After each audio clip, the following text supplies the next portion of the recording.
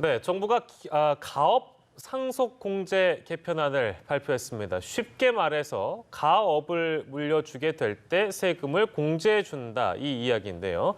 이를 둘러싸고 세금 없는 부의 대물림이라는 의견과 함께 편견이자 반쪽짜리 개편안이라는 의견이 대립을 하고 있는 상황입니다. 네, 전문가와 함께 자세한 상황 분석해 보도록 하죠. 김대우의 경제읽기, 오늘도 김대우 경제학 박사와 함께합니다. 어서 오십시오. 어서 오십시오. 네, 본격적인 얘기 나누기 전에 안혜경 앵커가 오늘 다룰 주제에 대해서 간략하게 브리핑하겠습니다. 네, 오늘 경제읽기 첫 번째 주제는요, 바로 가업 상속공제 요건 완화입니다. 정부와 여당은 어제 중소 중견 기업인들이 가업 상속공제를 받을 수 있는 조건을 완화하기로 하고 개편 방안을 확정했는데요. 먼저 가업 상속공제가 무엇인지부터 함께 살펴보겠습니다. 회사를 가업으로 물려받은 중소기업인들에게 고용이나 업종을 일정 기간 유지하는 조건으로 상속세를 깎아주는 제도인데요. 100년 전통의 장수기업을 만든다, 이런 명분으로 지난 1997년에 도입이 됐습니다. 하지만 이용 실적이 적어서 실효성 논란이 일자 조건 완화에 나선 건데요. 몇 가지 주요 내용을 짚어보면 먼저 사후 관리 기간이 10년에서 7년으로 축소됩니다. 공제 혜택을 받은 후에도 고용 인원과 업종 등을 유지하는지 바로 이 부분을 관리하는 기간이 줄어든 겁니다. 또한 업종 변경 허용이 확대가 됐는데요. 산업분류상 소분류에서 중분류까지 확대가 됩니다. 예를 들어서 지금은 제분업을 하다가 제빵업으로 전환을 하는 게 불가능합니다. 하지만 앞으로는 같은 식료품 제조업에 속하기 때문에 가능해진다, 이런 의미입니다. 그동안 경영계에서는 사양산업이라도 10년간 유지해야 한다면 가업을 승계하라고 할 수 있겠냐 등의 이런 불만이 있어 왔습니다. 급변하는 경제 생태계에 비해서 공제 기준이 지나치게 엄격하다는 거죠. 당정은 이번 개편안으로 중소기업들의 공제제도 활용이 늘어날 것으로 기대를 했는데요. 하지만 이 부의 세습에 혜택까지 주는 건 부적절하다, 이러면서 시민단체들을 중심으로 비판이 제기됐고요. 또 업계에서는 이번 안이 기대에 미치지 못했다라면서 불만을 보이고 있습니다. 자, 이제 공을 넘겨받을 국회가 심의 과정에서 어떤 결론을 내릴지 주목되고 있습니다. 지금까지 경제읽기 브리핑이었습니다. 네, 안혜경 앵커였습니다. 쟁점이 좀 있네요. 지금 이 내용은 이제 기업 측면에서 어떤 부분에서는 좋은 이점이 있으니까요. 근데 이제 개편안에 대한 논란도 좀 있는 것 같고, 일단 가장 큰 쟁점은 어떤 거라고 봐야 될까요?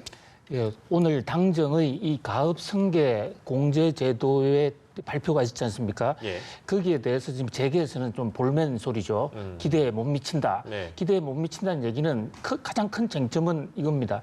현재 매출액 3천억 이하인 기업만 해주고 있는데 재계에서는 그거 풀어달라. 그런 어떤 기업의 규모 한도를 좀 풀어달라. 예. 그것이 안 풀어진다면 별 소득이 없다, 이런 얘기예요.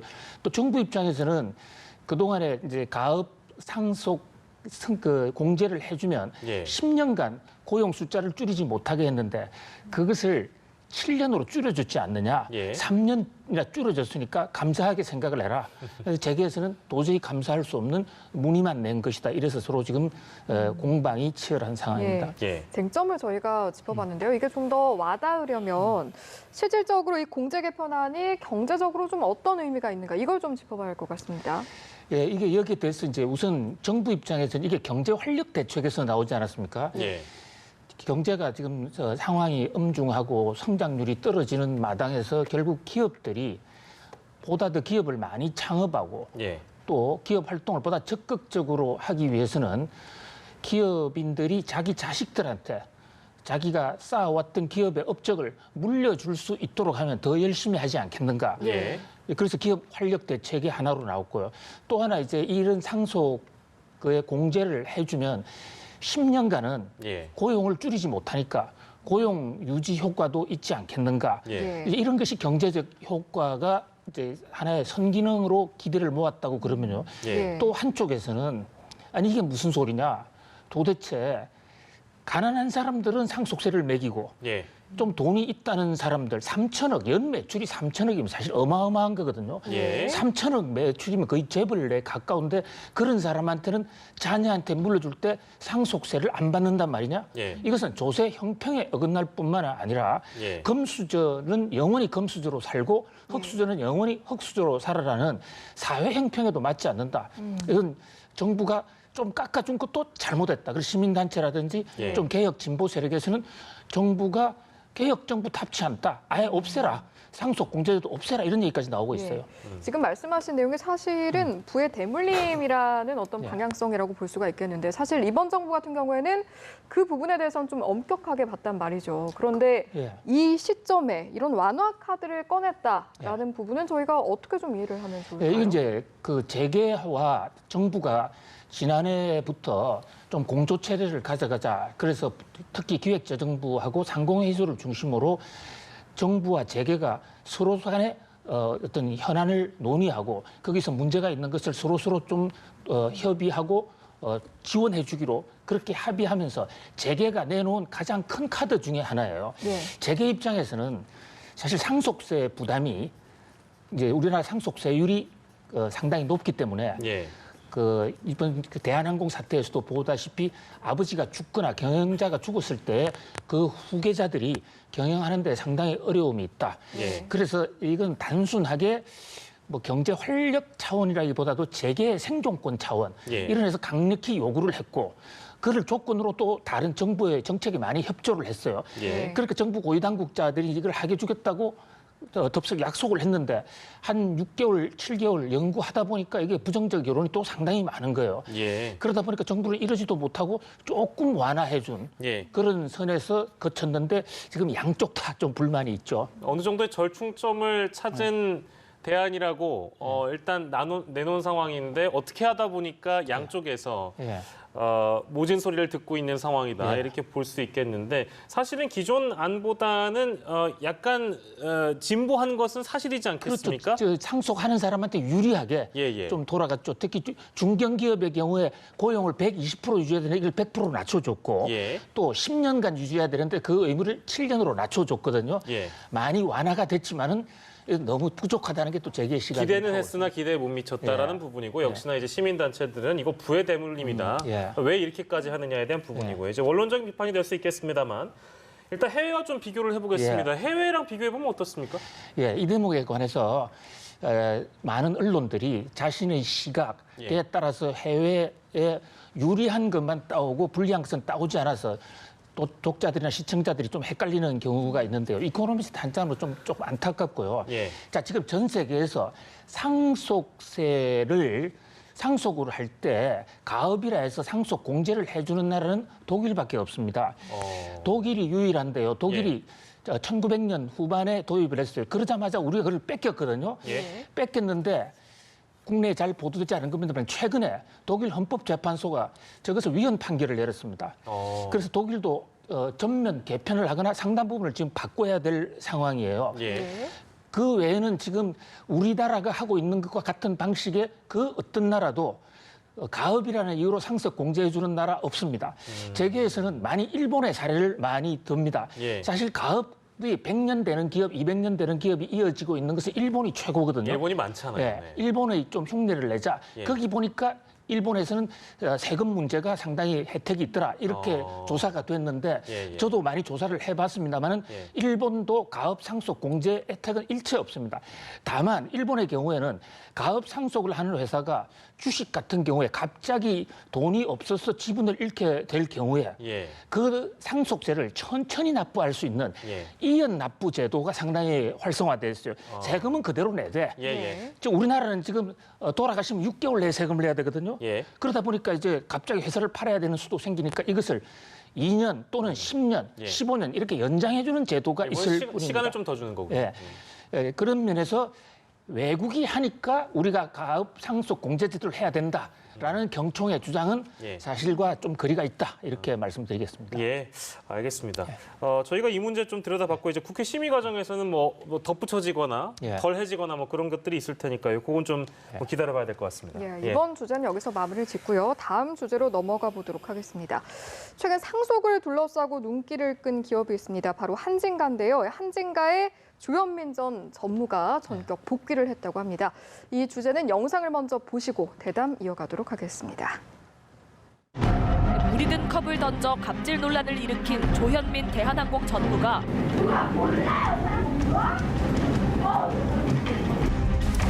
우리컵 던진 거랑 음료 뿌린 거에 대해서 인정하십니까?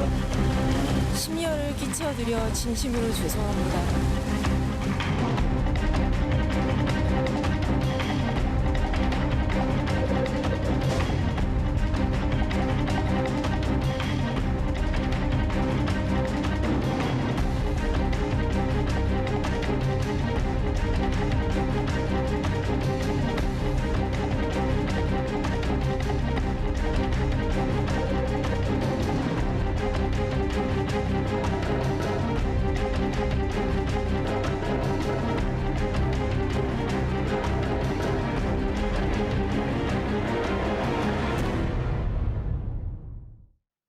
네, 영상을 보고 왔는데요.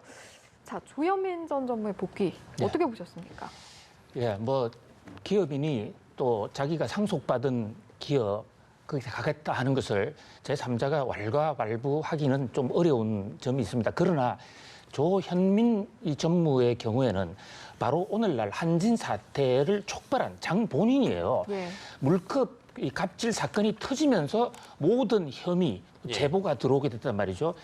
본인의 지금 한진칼의 지분이 2.3% 있습니다. 한 3배 정도 주주가 되는데요.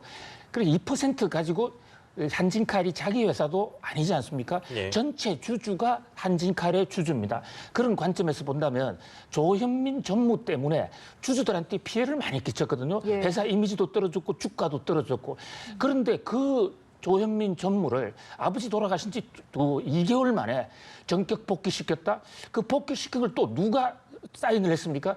현재 한진칼의 새 대표가 자기 오빠인 조은태 회장님 아니십니까? 예. 조은태 회장님조차도 왜 회장이 됐느냐 아니냐로 지금 KCGI로부터 또 의혹을 받고 있는 이런 마당인데 첫 번째 고위급 인사가 자기 동생인 의혹의 지금 그 친원지인 조현민 씨를 전무로 했다. 야, 이것은 정말 지금 현재 한진 사태가 해결이 되질 않았어요. 예. 여러 문제가 지금 법원이나 이런 데서 펜딩돼 있고 본인은 지금 검찰에서 공소권 없음 판결이 났으니까 자기는 법적으로 하자 없다 이러는데 우리나라 지금 폭행죄가 반의사불벌죄로 돼 있고 예. 상대가 지금 물컵 갑질을 받은 사람이니까 하청업체 홍보사 직원이에요. 예. 그 직원이 어떻게 처벌을 원한다고 얘기할 수 있겠습니까? 그래서 공소권 없음이 된 것을 조금 너무 빨리 복귀한 것이 아닌가 이런 생각을 해봅니다. 복귀 시점에 좀 빠른 감이 있다 네. 이렇게 말씀을 해주셨는데 사실 말씀해주신 것처럼 한진가 사태가 아직 정돈이 완전히 된 게 아니기 때문에 여론이 그렇게 좋진 않습니다. 예. 복귀 자체의 문제는 없나요? 그 복귀도 이제 복귀를 하려면 이제 이사를 뽑으려면요 기업체 이사는 상법상 그 정기총회 주총에서만 뽑을 수 있어요. 예. 변칙을 썼단 말이죠. 그러니까 등기 이사는 아니고 예. 이름만 전무지 전무 이사는 아니에요. 예. 또 황당한 직업이죠. 물론 내부적으로는 이제 오빠가 총책임자고 또 자기가 지분이 있었기 때문에 예. 그 오빠가 정결을 내려서 한 것에 법적 하자는 있을 수 없겠습니다만은 KCGI라는 곳에 지금 최대 주주 일대 주주만 아버지를 빼고는 돌아가셨으니까 예. 빼고는 KCGI가 최대 주주거든요. 예. KCGI가 성명서를 바로 발표했지 않습니까? 자, 이사들이 조현민 전무를 이사에서 추인을 한 그 근거를 밝혀라. 이제 그 과연 근거를 이제 못 밝히게 된다든지 예. 그 과정에서 하자가 있다면 법적인 하자도 나올 수가 있습니다만 일단 등기 이사가 아니니까 예. 할 수는 있어요. 그런데 그게 과연 급여를 얼마 줄 것이냐. KCGI에서 지금 의혹을 제기하는 것은 상속세를 내기 위해서 전무로 들어와서 그 급여받아 가지고 예. 그거로 상속세 내려고 하는 거 아닌가 이렇게까지 어저께 성명서가 나왔습니다.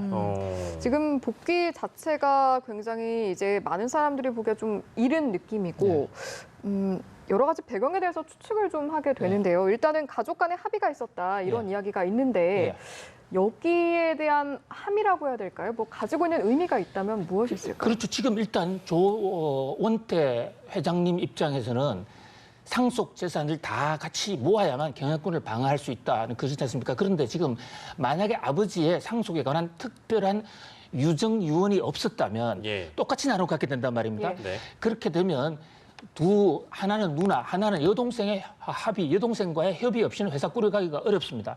그랬을 경우에 자 여동생과 누나를 향해서 당신들 원하는 걸 다 들어주겠다. 회사 들어오세요. 그 대신에 당신은 이 오빠의 또는 남동생의 경영권을 지지할 수 이런 합의가 됐을 수가 있는 것이죠. 그럼 왜 조현아 씨는 들어오지 않았느냐? 조현아 부사장의 경우에는 지금 법정에 재판 중이에요. 지금 뭡니까 저 직원 그 도우미 선 문제로 직원 재판 중이니까 그러나 그것도 끝나면 곧 들어올 수가 있게 되는데 그게 대해서 KCGI를 비롯한 이 소액주주들의 반대가 있을 것 같고요. 특히 이 조원태 회장의 임기가 내년 3월로 끝나요. 그럴 때 KCGI가 반론을 하면 다시 과연 승계할 수 있을 것인가 그런 위기 상황 속에서 형제 간의 남매 간의 담합이 매우 필요했다 이렇게 볼 수도 있습니다. 그게 있군요. 그러니까 이제 내년에 조원태 사장의 임기가 만료되고 그 전에 이제 어느 정도 형제 간의 합의를 통해서 뭐 일정 부분 합의를 이뤘을 가능성이 있을 것이다. 뭐 이거 어디까지 추측입니다만 그런 게 있었다. 알겠습니다.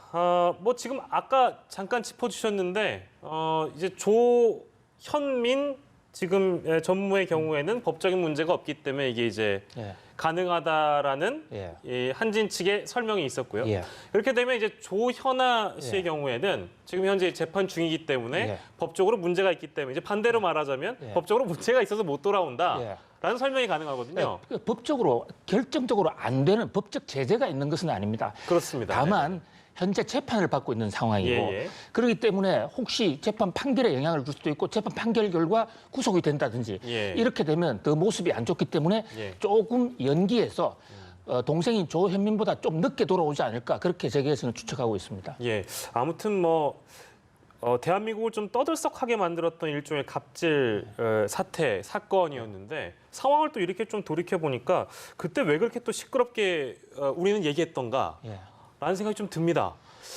그러게요. 근데 지금 상황은 14개월이었나요? 14개월 만에 다시 복귀한 조현민 전무에 대한 얘기까지 저희가 해봤습니다. 김대호 경제읽기 김대호 경제학 박사와 함께했습니다. 고맙습니다. 고맙습니다.